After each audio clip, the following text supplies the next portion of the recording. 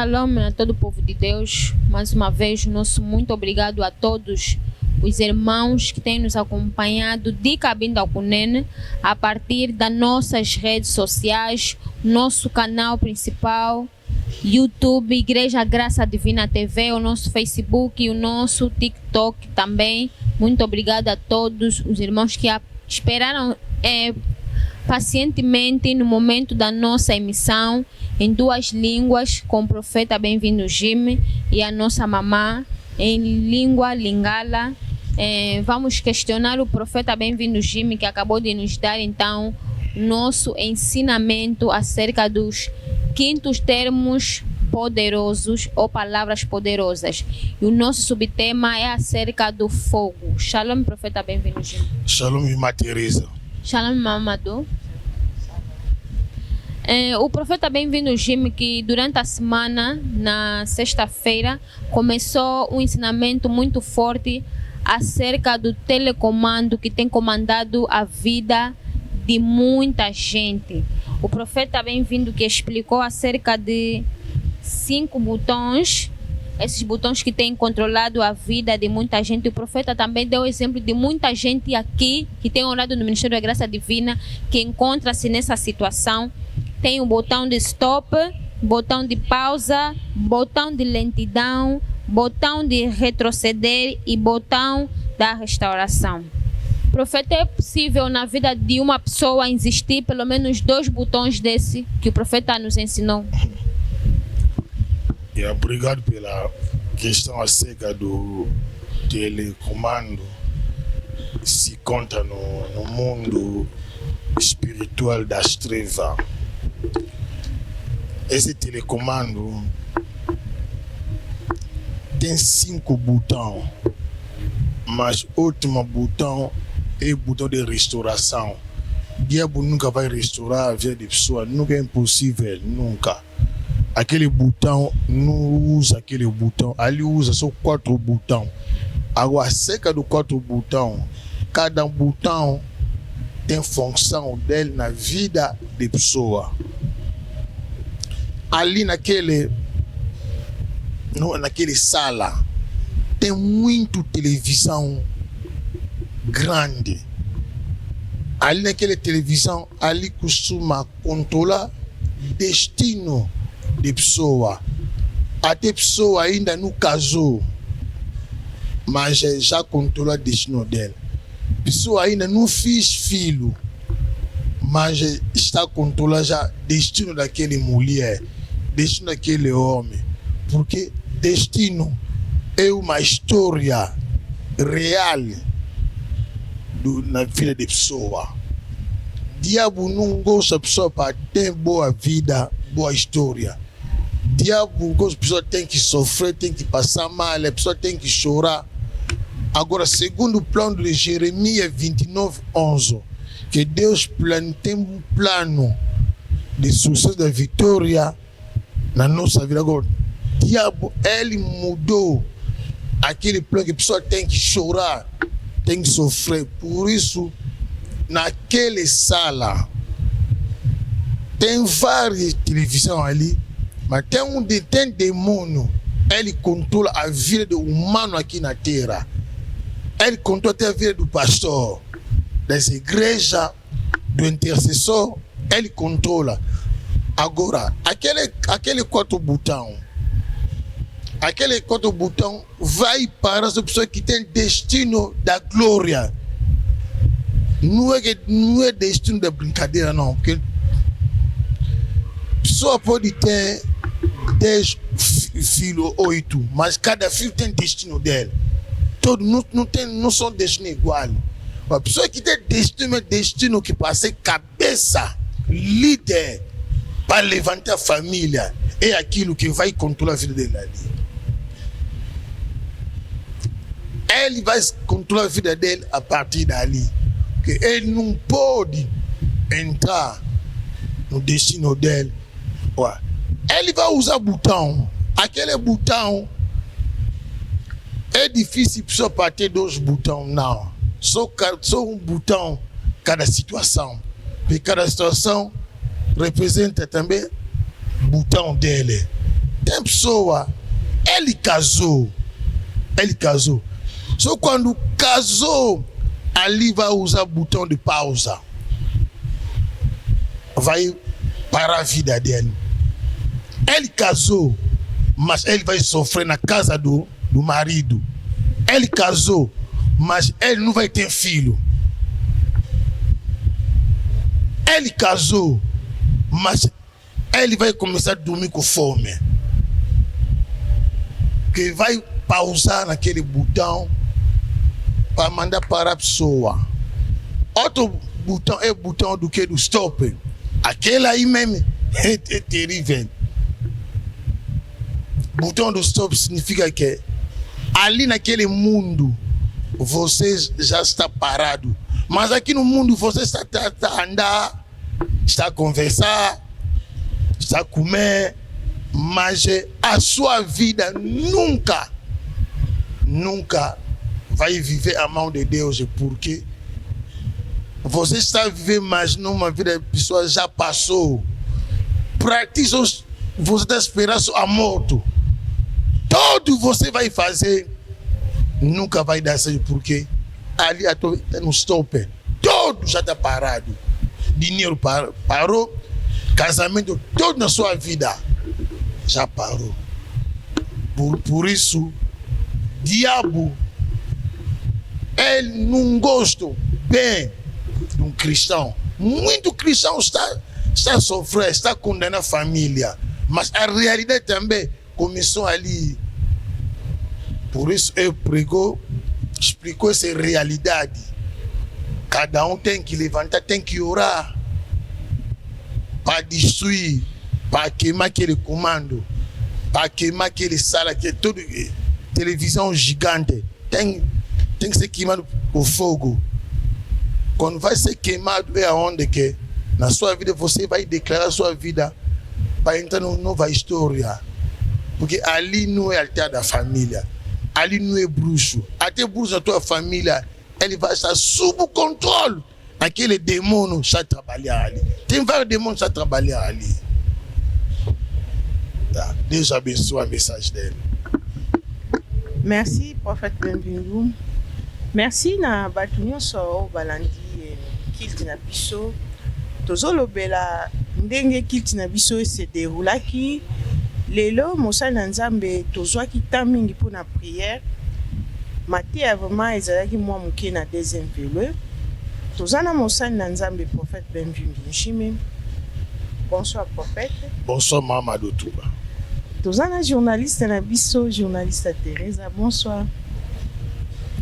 Bien-aimé, mateya na biso toza nango lelo ezali mateya oyo eza ndenge Bible elobaka bécriture après ekomi en esprit.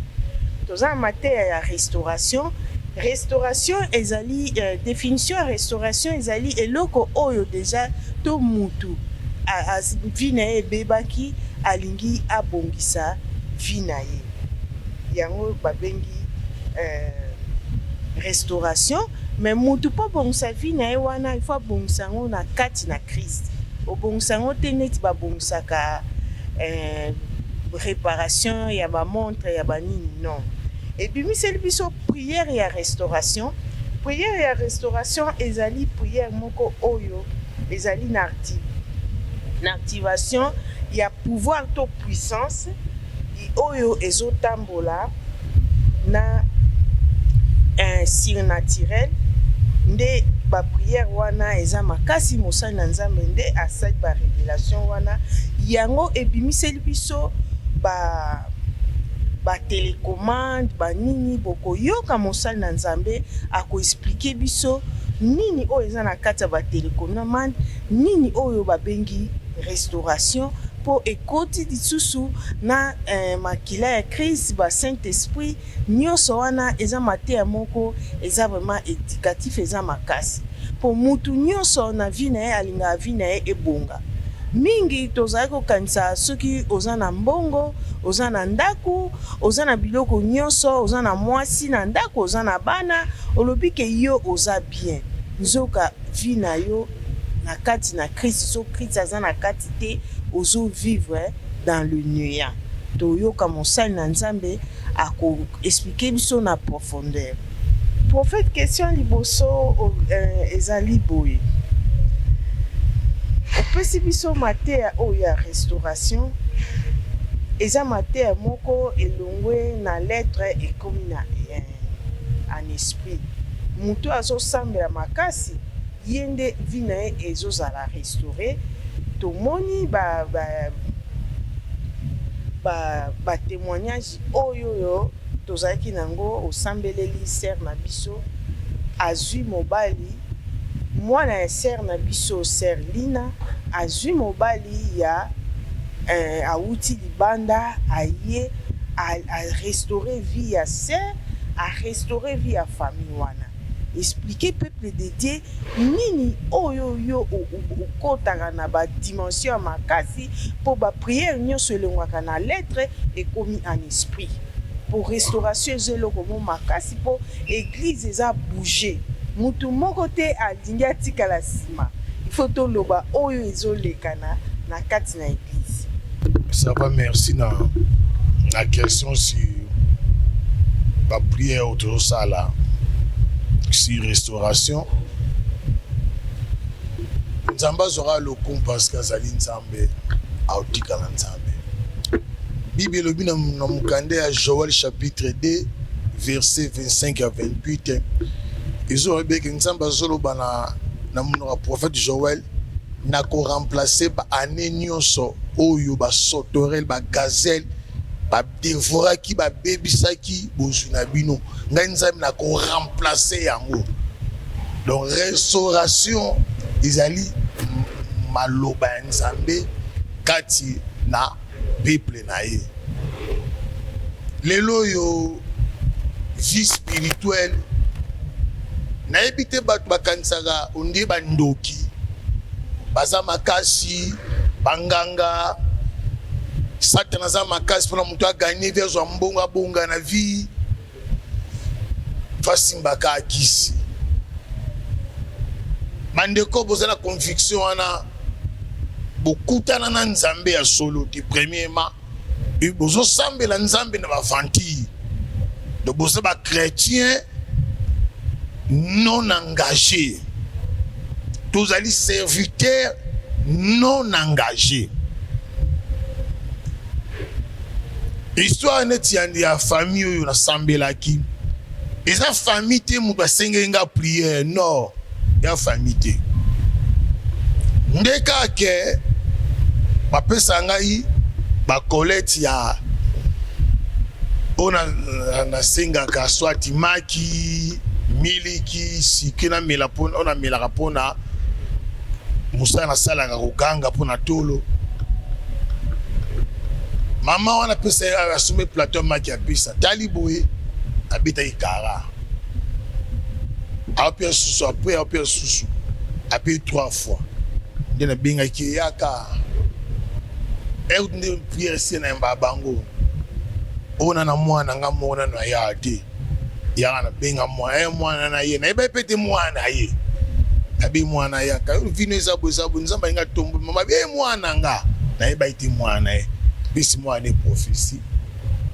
Un prière sili na bisi mwana yaka. Na mbi mwana ye. Mwana bisinga te. Naza na kopena kutwana anja balanga tena bisi na sikina bino. Au bala yote. Wana zali mobali o sorcier libota na bino nde ba pesi yo pona nyokola yo balo te. Nga na osambela telefone na yo na osambela yo. Mobala uta libanda akokisa makambo nazo profiter pona yo nda okokisa yango. Yondo oza mutu ya famille oza mutu ya famille ninga na sala keloko te na bise o yondo zo mona ngana zo nazo biso o nzamba zoba yukomisa ngozo batenga zo nzamba aloba zalaki na mois ya août epe likambo yango esalami mama yebise ngate mais tellement que musa oto sala ka to tshaka ba base yo mo ane tsebi te mina yebi ayebisi mama ilanga mwana yo après une semaine non. Ok. Moi na ajumo a raison. Deuxième semaine. Maman moi na sa wapi. nazo mona lipamboli mwa munene eyiye mwana zapi oti papa na loba gendo confesser mwana ngamba tauté Londres boy azweke parti à Facebook boy na tena seki ndito communauté apo to komi na ngoli lo boy Nzambe alimbani lo côté et que biso batu erozo pesa offrande nazo tea mutu nyonso éviter mirmi pesa na motema moko salela de Corinthiens chapitre 9 verset 5 à 12 éviter mirmi éviter pe ko loba loba éviter mirmi à motema pesa kaka librement Nzambe mo mtayebi ndia futaka pesa na patron te wale ki Nzambe et pensez ma mariage est et pensez misale est na banque ya Nzambe pas na facilité mais tous a limité parce que tous a ba chrétien ba mitema mabe envers bandeko na bango moko ya osomona lolo ba poison ezo cycler na ba église tous ont prié mingi mais mabezo kosi ezo bakamakaka ba tous ont prié pour na pasi ya nzoto tous ont prié pour tout réparer homme intérieur mais tous ont prié pour tout séparer ça homme extérieur et ça passe awawa doté la vérité puis tous ont pratiqué tous ont ya et pas Nzambe impossible les ati mais nana rozala un vrai adorateur nana rozala un vrai serviteur ba fo baza mingi lelo ba koti ba BBC témoin église lelo à cause ya mabe famille on a bazo bénéficier bazo lié bazo mina nga pasteur nan ba pesi ata 1K non azwele on a bangote mais bango bazo bénéficier tinde tozo ba lelo lobby basala ki présentation lobby des familles mais nga pasteur na yebi le côté ni maman na église pas y été maman na chaque semaine dans l'église parce que nazoa quelque chose ngam la pesa yembongo ko lia ko vivre mais vendredi église ayete lelo dimanche pe ayete donc abandi finasika on a témoigner comment restauration ezalaka même yo na musika ba prière au tosali yo na sali service à église mobimba ezala batu ko Nzamba ko pambola bango na décret mo impossible ela batu ope ba ko zwa mabala su ya libanda ya mboka ela batu ba ko zwa misala donc Nzamba ko sala makambu donc tout ça na to démarrer déjà ba séance na pesa modalité à prière ma casse prière na biso ndeko adoration des alamingi to adorer Nzambe mingi kanisa histoire à Josaphat na 2 Chroniques 20:20 kanisa histoire à Josaphat adoration lika même qu'il lelo na première étape na teite et to l'excès nous qu'on adoration si adoration c'est le comment Nzambe alazo préparer ça là pour na peuple na même libanda ya mbozo la nangai distance ali barrière te so zali connecté na Nzambe oyo asi apambolo déjà na lobita ko pambola waza langage ya bien te langage ya bien Nzamba sa pambolo na kombo na Yesu Kristo kola pambola yo merci. Obrigado profeta, bem-vindo Jim. Aqui no Ministério da Graça Divina Deus está a operar fortemente, está a restaurar a vida de muita gente, principalmente nos jovens. A segunda questão é, na segunda parte, o profeta Bem-vindo Jimmy, conforme tem nos revelado sobre a espiritualidade do mundo das trevas, é importante nós cristãos saber para ter conhecimento, para podermos lutar as nossas batalhas espirituais. A segunda questão para o profeta Bem-vindo Jimmy, o profeta Bem-vindo que ensinou que um feiticeiro quando fica doente gravemente, para ele receber a cura, ele vai no mundo das trevas pedindo que lhe curem. Esta cura, de que maneira vem esta cura na vida de um quimbandeiro, profeta Bem-vindo, ou na vida de um feiticeiro? Obrigado. Aqui temos explicar, estamos espalhar, estamos revelar como um feiticeiro pode perder a batalha contra você, contra ti. Aqui não estamos levantando feiticeiro. Feiticeiro não tem poder. Muita gente, muito cristão está a sofrer. Doença tipo câncer. Não é doença normal.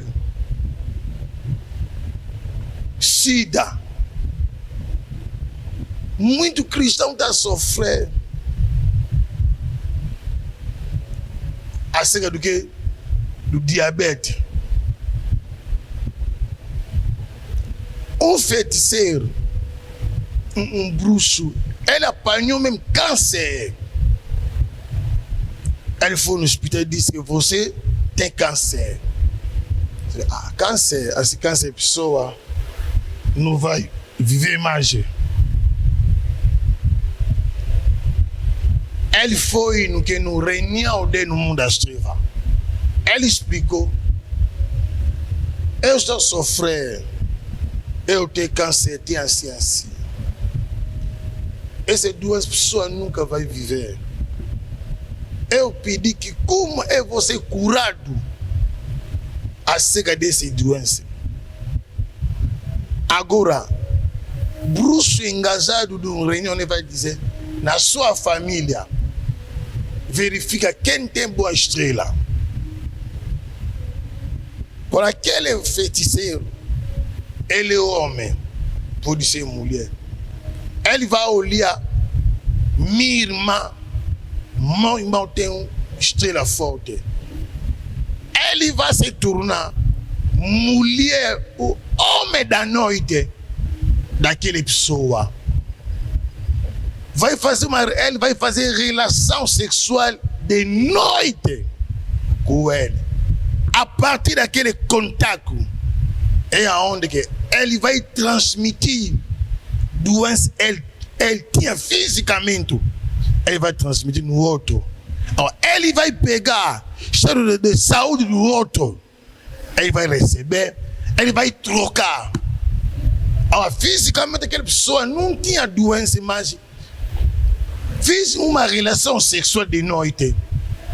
Ele vai começar a sentir a fraqueza. Quando aquilo começou a manifestar, aquele feiticeiro, ele vai começar a sentir melhor. Ele foi no hospital e disse que você tem câncer. Na mesma hora, ele ficou curado. Mas aquele outro recebia a carga do câncer dele. Até ele vai morrer. Assim, um pastor, um servo de Deus pode orar a favor dele para receber a cura. Mas quando o pastor não orou a favor dele, ele pode morrer. Ele fez troco. Muito cristão está a sofrer hoje. Muito servo está a sofrer. A realidade é aquilo que está acontecendo. Homem da noite, ele não vai vir só para ti, só para bloquear a tua nascença, não. Aquele homem mulher da noite, ele para estragar a sua vida. Aquele espírito mesmo está a estragar a vida de muito casamento, muito jovem, muita mulher, muitos homens. Cadê esse demônio? Esse espírito? Mas quando você tem Cristo de verdade dentro de ti, ele não vai encostar dentro de ti, porque teu redor fogo está acender. Você vai ter um escudo do fogo na tua vida.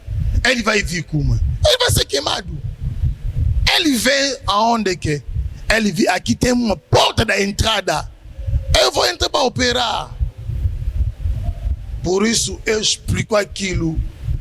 Muito cristão está a sofrer só para fechar aquele porta. Todo cristão tem que saber que fogo primeiro não é para queimar. Fogo para te purificar primeiro. Aquela purificação do fogo pour faire que oh mais moulé de nous pas de fousi déstabilisation brigade. Merci prophète Benvindu. Deuxième question Isali, ce que vous expliquer PPDD ba télécommande ya monde à ténèbres ndenge eza na stop, eza na pause, eza na ainsi de suite. Ou expliquer PPDD nini salaka. So bati au stop nini ça, so bati pause nini ça, so bati au marche en arrière nini ça. Ça va, merci. Télécommande wana eza na monde de ténèbres bengi monde à misongi. Nde côté salwana ezali o batalaka ba destiné à batu ana sena moi oyo. Eza n'importe quel teke ba côté là ko ba comme tout azana destiné à solo ya makasi. Un jour comme président républicain, un jour pasteur à solo, prophète, prophétesse, oh vous marquez nzamba pour na serende ba ko nde kuna ba olandi la yo balanda n'importe qui te. Télécommande wana ezana 5 boutons. Ezana bouton ya liboso ya stop.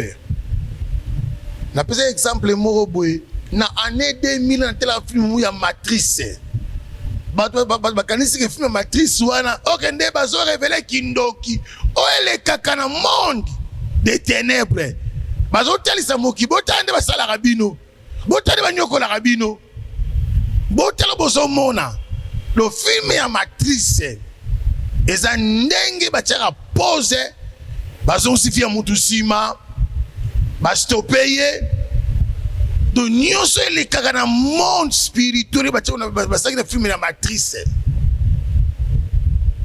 Télécommande ya pause soki deja batie yo stop ndeko mokili mpona yo mokili ese ebosani yo donc oso kufa na yo me awa na mokili oza nini ozotelema oliaka me okoproduire ye te okokufa parce que bastopa deja tout na vie na yo eza kotelema eloko te na vie okofonctionne parce que déjà kuna na monde spirituel oada stoppe ala mokili osali lo mosu te mususu so batie pause elakisi ke obande kotambola obali malamu ero kota ndeko ya libala babi pause a robota te pause ya pauvreté pause ya boye bastoppe batie pause na vie na yo oso batie pause na vie na yo okosa même 20 ans ozanuka ndingi wana mingi oyo baza na problème ya kobota eza te baza bastérile te eza makambo oyo mi baosouffrir na bapauvreté bamalade eza bamakambo tozoexplike. On a plus exemple ya film ya Matrice bakotya vie na yo na lanterne c'est-à-dire que eloko oyo yo ogani yango na une année ogani après 20 ans eloko oyo ogani na 1 mois ogani après 10 ans. Donc tala siko vie ya ndenge wana mingi bazo sibi makambo oyo bazo reculer batie vinu en arrière osanti ozalaki na mbongo ebele koto ndako eziki koto na banki basikoke yo koto mutu kesela accident koto boye eze loko diable amekaki na vie ya mosali ya nzambe moko na Bible Job atentaki azongisa aitize télécommande oyo ki azongisa Job na en arrière mais lokola nzambe azalaki na ye asatemonaki ye serviteur moko intègre droit diable akoraki yango te nzambe afutaki Job double. Donc télécommande ya restauration basimba yango te wana diable bouton restauration te basimba parce que diable jamais ata restaurer vie mutu jamais ya osimelo kaka ya stop ya pause ya lanterne na recul en arrière nde osalela yango mpona ko détruire ko effacer histoire na yo mais ozo vivre moza mutu basi ba effacer yo déjà kala mingi to ibango na zalaka makufi na nute des fois na 40 ans 30 ans mais na zalaka yo zana nous jeune et vous avez na 30 ans na 40 ans na 50 ans 50 ans lelo mutu na makasa na jeune lelo mais comment finir qu'on a dépassé parce que basi ba finir les boutons ya arrière donc il sa vie na ye eza recul comme ka mutu na zalaka na zuaka na sombaka na bande kolata na salaki boy mais bato solo bela wana physiquement ezate mutu mo yakwa na yo ezate donc tala comment télécommande bébé si même ba église même ba ministère ba église combattre makambo ngai moko pe na combattre makambo mais diable otika kolonga te c'est nzamba lobi na rosa ata boluke bokangi na sina komi yango na kombo na Yesu Kristo na komi yango déjà na kombo na Yesu Kristo botia kolonga te waza kati nanga aza plus fort plus puissant que bino ba demo bando ki banganga bolonga ngati na kombo na Yesu Kristo kola pambola message na ye. Obrigado, profeta, bem-vindo, Jimmy. Acerca do serviço que nós começamos hoje, que encerraremos no domingo que vem, Deus quer abençoar muito o Ministério da Graça Divina e os seus crentes e servos. Por isso a Graça Divina começou então o programa de jejum e oração. Profeta, bem-vindo, Jimmy, quer desenvolver acerca deste assunto. Obrigado pela palavra. Acerca desse programa, é um programa da benção pela todo mundo, da benção de destino, que nós estamos a recuperar aquilo que o diabo, bruxo, demônio, estava a bloquear na nossa vida. Nós todos, dando serviço de jejum e oração, que Jesus faz que homem interior vai ficar grande, teu parte exterior vai ficar fraco. Que na realidade do homem não é físico, mas é espírito. Nosso Jesus começa às 6 horas até 18 horas. Acabou. Mas é um sacrifício muito forte. Mas tem família vai entrar de 21 dias. Tem outro vai entrar 14 dias. Porque cada família tem nível da bênção, nível da batalha. Nós todos não estamos em batalha, combate igual. Cada um tem combate dele. Por isso, esse mensagem para todo mundo, aonde você se encontra, aqui em Luanda, na província, bem amado, aqui não é mentira, vem. Vocês não acompanham a irmã que saiu no Marrocos, olha a história dele. Mesmo Deus vai operar na sua vida quando você vai se entregar corpo, alma na mão do Cristo. Cristo vai tomar conta de ti. Deus te abençoa. Vem, acompanhe nosso programa fora do país, no Facebook, TikTok. Acompanhe nossa programa. Talvez vamos ter culto quarta, quinta, sexta, talvez. Ainda não sei mais, pela programa de quinta, vou dar quarta. Mas nós todos temos sacrifício. Esse sacrifício não é que você vai receber hoje para acabar, mas é uma benção. Vai continuar até na quarta tua geração, vai viver a mal desse Deus. Deus te abençoe. Obrigado. Merci, prophète Benvindu.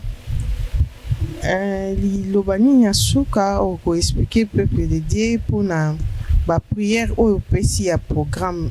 Il y a restauration, ndenge bimisi ba programme à prière. bato basambela balibere bénédiction na bango 7 fois batanga bapisome o éclairci bango pe jeune prière. Ça va, merci. On appelle ce programme il y a ndi tozosambela les jeunes oyo toza nango jeunes ezobanda 6h ti 18h oyo amoni ke aza na souci ya homme intérieur na ya kola lia na yo ka ndunda lia na bafikole no fufu te boso bolingi loko ozala no mutu amadia yo monaka na yo kaka ke vine fo liaka na yo origine na yo me na poko ale fufu na yo wana bandi kolia ezodépendre na yo yo muka nde mutu nde kotosa programme na yo tozo prier te po tozwa ba bénédiction moko ba soulagement temporaire te o mutu akozwa ezala histoire ozwa oyo bakanga ba bloka na ba monde wana na ba hotel ya famille na ba hotel ba monde ancestral ndengo ozosambela ndengo ozodéclarer mais na prière na biso prier mi na butu mingi ndi adoration adorer nde mingi mais pour adorer koyeba banzembo sanga tina tie banzembo monde de ténèbres wando imba neti diable azosiba yemba banzembo oyo kosala ke epeso victoire nde tala histoire Josaphat akinde bitumba abunda te bazoeka bachantre balati barobe sacré balevite bandi oyemba tala nzambe asalaki so nzambe asalaki na ta Josaphat mpona asala mpe na ta na yo te nzambe abongwami te azaka nzambe wana yo nde bongwama tika vio yo nde bongwama nzambe alingi yo bongwama aza prêt asalela ozoluka mais bongwama kola pambola yo. Merci. Obrigado, profeta, bem-vindo, Jim. Chegamos no momento do final da nossa emissão. Obrigado por profeta tirar o seu tempo para fazer então aqui a nossa emissão. Obrigado também, irmã Teresa, pelo sacrifício que você está fazendo, não é fácil. Deus tem que olhar a sua família, olhar a tua casa, teu marido. Deus tem que abençoar a tua vida em nome de Jesus Cristo. Uma bênção forte e grande em nome de Jesus Cristo. Amém, amém. Obrigada, mamãe Madu. Obrigado também à nossa área da mídia, que fazem acontecer a nossa emissão, o nosso irmão Joel Tumba, o nosso diretor, irmão Patungolo, e a nossa irmã Teresa Garcia, na nossa câmera principal do nosso canal Graça Divina TV. Agradecer aos irmãos também que têm nos acompanhado fora do país, que apoiam também esse ministério Graça Divina aqui em Angola. Golf 1, rua direita para quem vai para o Vocumbi. Temos duas referências, que é o Campo do Arreio e o supermercado. Aqui então em frente com o Ministério Graça Divina. Temos também o nosso programa semanal, quarta e sexta-feira, das 16 horas às 19 horas aqui no Ministério da Graça Divina. Sem esquecer o nosso programa de jejum e oração para destravar a bênção que Deus quer derramar aqui nesse Ministério da Graça Divina, para que nós possamos receber e sacrificar as nossas vidas para poder receber essa bênção e sermos engrandecidos em nome de Jesus Cristo. Nos encontraremos no nosso programa de quarta-feira. Tokwesi, merci na prophète bem-vindo na ndenge ya éclaircissement. Ça va kola pambola yo pe mama Madu Tumba pambola ba programme na yo pambola libota na yo apambola bana yo azo bunda déjà bitumba inoso batu nyoso mabe wana o balakela yo mabe mama elata bango monzo to moti tumba bango bazika na kombo na Yesu Kristo. Amen. Merci na batu nyonso balandi biso bo binomo bomoni prophète benvindo a éclaircir nyonso jeûne prière na maté ande batu osambela bobo sanate prière na biso ya mercredi ya victoire ya vendredi ya prophétie pe dimanche tokutani mercredi so Jésus Christ azongi te bye.